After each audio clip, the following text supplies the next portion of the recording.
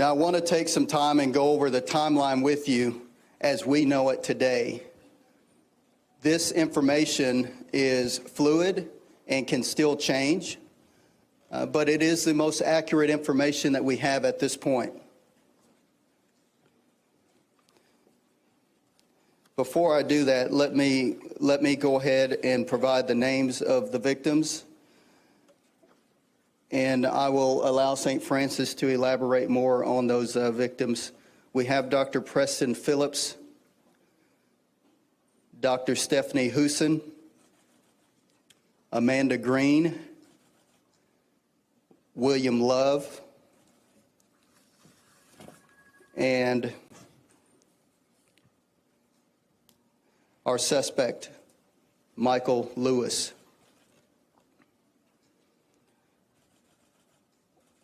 On May 19th, Michael Lewis went into the hospital for a back surgery. The performing physician was Dr. Preston Phillips. Mr. Lewis was released on 5/24, May the 24th. After release, Lewis called several times over several days, complaining of pain and wanted additional treatment.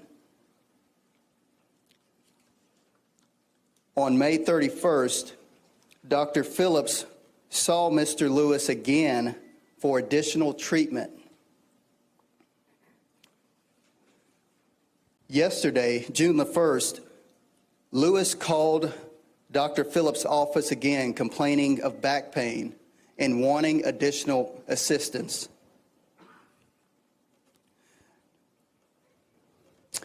Now, we know through the help of our ATF and their gun tracing that at 2 p.m.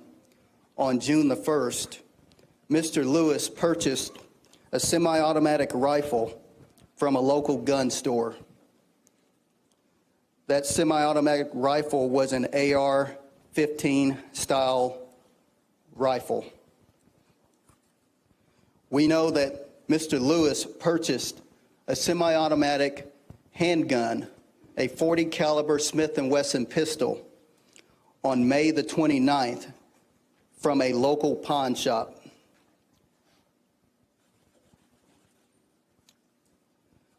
I now want to go into the shooting timeline.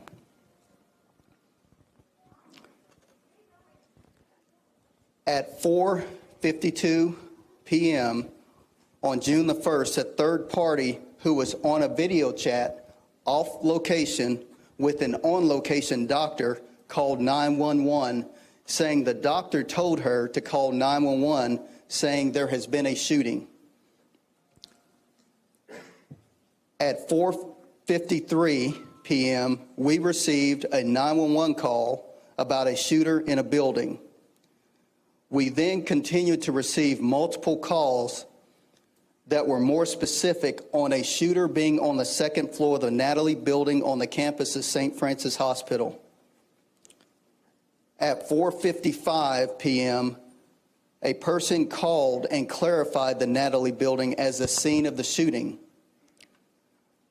The first Tulsa police officers arrived 1 minute later at 4:56 p.m. I want to give some context on the Natalie building. The Natalie building is a 5-story medical office building with numerous offices, rooms, hallways, and so forth. It is an exceedingly complex environment. A tactical situation for an officer to deal with is pretty complex. Officers entered the building on the first floor and made their way to the second floor based on the information they received. While on the second floor of the vast building, officers began yelling, "Tulsa police." This is something that we train to do. As officers were calling out Tulsa police and advancing towards a suspect location, they heard a gunshot. We believe that was the final gunshot, with the suspect taking his own life. The gunshot was at 4:58 p.m., approximately 39 seconds after the first officers entered the building. As officers started clearing the building, they came across a victim that was down in the exam room. Officers requested IMSA to the floor and continued searching for the suspect. This victim later died at the hospital. We found the suspect, and we rescued a female who was hiding under a desk at the suspect's foot. She was there when the suspect took his life. She did not appear to be injured. Officers rescued that victim who was hiding under a desk, but officers also located another deceased victim next to the shooting suspect. Officers continued to search the building for victims or additional suspects and came across another victim that was down in an open area near a nurse's station. At this point, officers began directing first responders, IMSA, and fire to those victims to render first aid. Again, this is something that we work cooperatively with, and we can go into what we call a hot environment with medical personnel and fire personnel and start rendering aid. In that same room there was the victim was at, officers also rescued an elderly female that was in the room.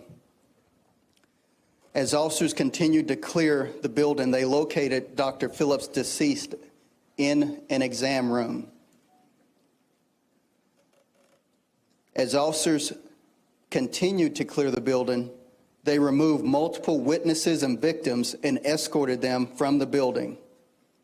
As more officers arrived on scene, we began a methodical search of each floor of the 5-story structure, looking for witnesses and/or victims.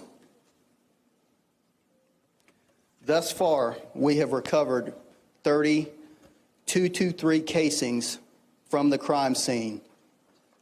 We have also recovered 7 .40 caliber casings from the crime scene. We have also found a letter on the suspect which made it clear that he came in with the intent to kill Dr. Phillips and anyone who got in his way. He blamed Dr. Phillips for the ongoing pain following the surgery. Thanks for watching our YouTube channel. Follow today's top stories and breaking news by downloading the NBC News app.